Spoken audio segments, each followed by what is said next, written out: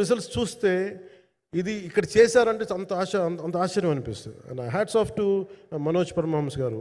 And ఈ scenes అన్నిటికీ pre visualisation, ప్రతి సీన్ చేయబోయే ముందు అసలు నాకు ఏమనిపించిందంటే సినిమా చేయగలమా లేదా అనే పరిస్థితుల్లో జ్యోతికృష్ణ గారు ముందుకు వచ్చి నాతో మాటలు నేను చెప్పలేదని, ఇది ఇలా చేస్తాం అలా చేస్తాం ఏం చెప్పలా, ఏమి చేయబోతున్నాడో ఎవ్రీథింగ్ వాజ్ ప్రీ విజువలైజ్డ్. ఈ సీన్ ఇలా ఉండబోతుంది, ఈ చేయబోయే సీన్ ఇలా ఉన్నది.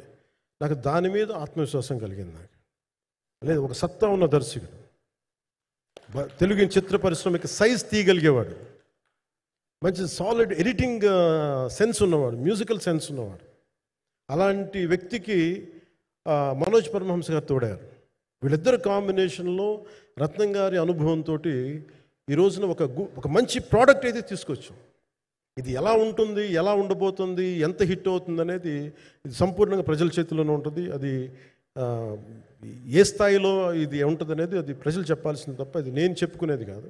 బట్ నా వరకు నేను ప్రత్యేకించి నేను వ్యక్తిగతంగా చేసింది ఈ సినిమాకి, అపార్ట్ ఫ్రమ్ యాక్టింగ్ కాంట్రిబ్యూషన్, నేను ఏ సినిమా చేసినా ప్రతి సన్నివేశంలోనూ ప్రతి సాంగ్ అండ్ డాన్స్లో కూడా కొన్నిసార్లు నేను చేయలేక, నేను ఒక రిలక్టెంట్ యాక్టర్లో ఎలాగో టెక్నీషియన్గా కూడా నాకేంటంటే సుస్వాగతం సినిమాలో నన్ను తీసుకెళ్ళి వైజాగ్లో బస్సు మీద ఎక్కించి డ్యాన్స్ చేయమన్నారు.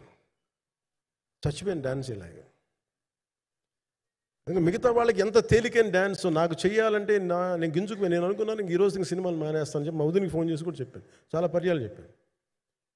అలాంటి అందుకని నాకేంటంటే సాంగ్ అండ్ డ్యాన్స్ కూడా నేను ఎలా చేయగలను దానికి అనుకోగా నేను ఎత్తుక్కుంటాను.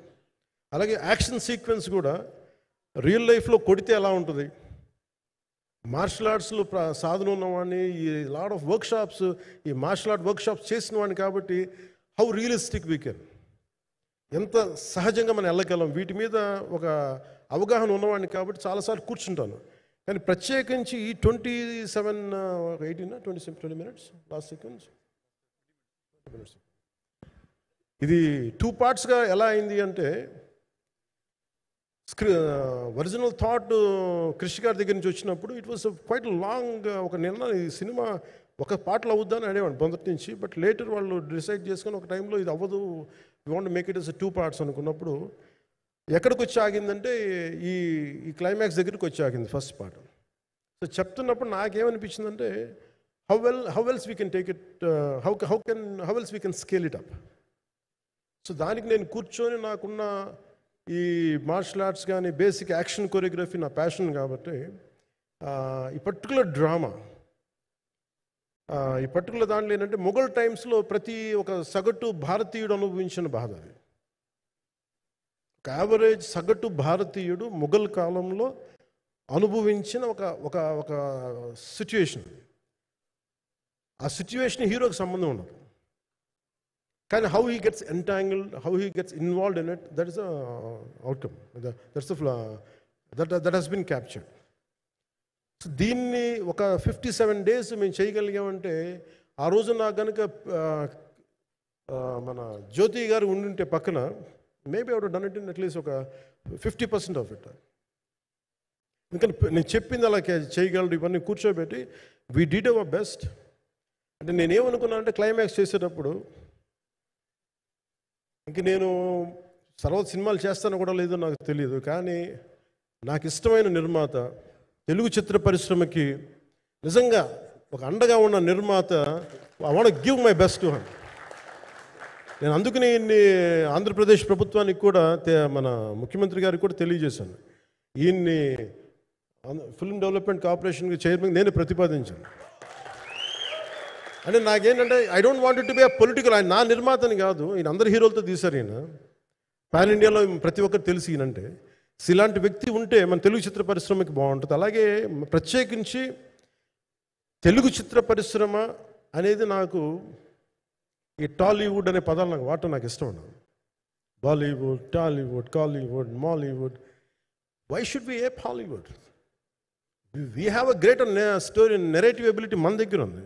We have a greater story telling ability. We don't have to ape Hollywood.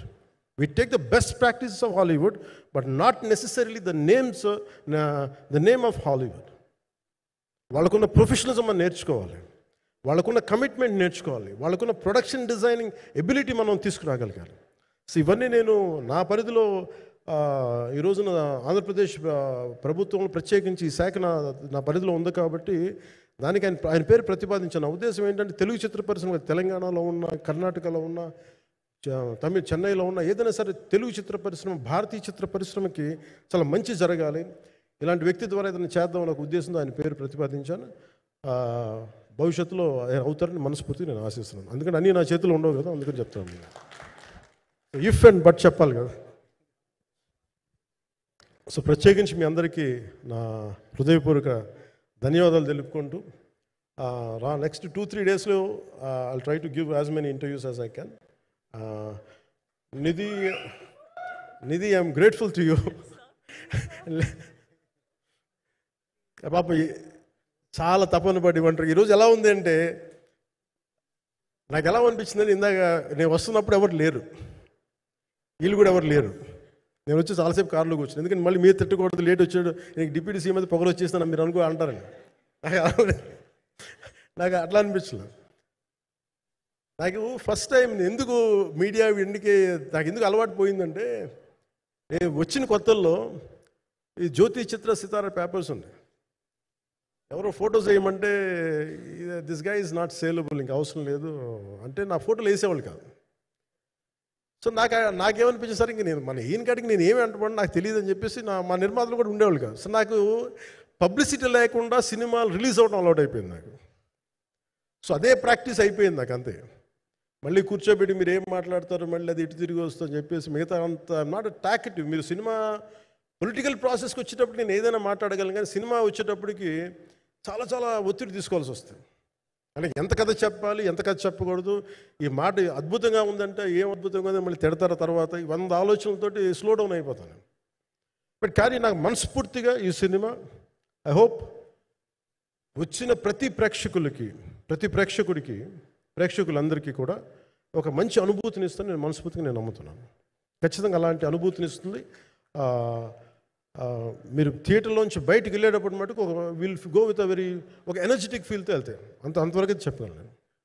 ఎందుకంటే నేనే నమ్ముతాను, సినిమాకి వెళ్ళేటప్పుడు ఇచ్చే సినిమా అవుతుందని మనస్ఫూర్తిగా నేను ఆశిస్తూ మీ అందరికీ ప్రత్యేకించి మీ అందరికీ పేరు పేరున ధన్యవాదాలు తెలియజేస్తున్నాను. ఇంకా మాట్లాడాలని ఉంది కానీ సాయంత్రం ఈవెంట్ ఉంది కాబట్టి. సో ఇంకొక మారు నేను చెప్తాను ఎందుకు ఈ పర్టికులర్ ప్రెస్ మీట్ అంటే, I want to tell you I'm grateful to each one of you. I'm grateful to you. Thank you for standing by us. Thank you very much.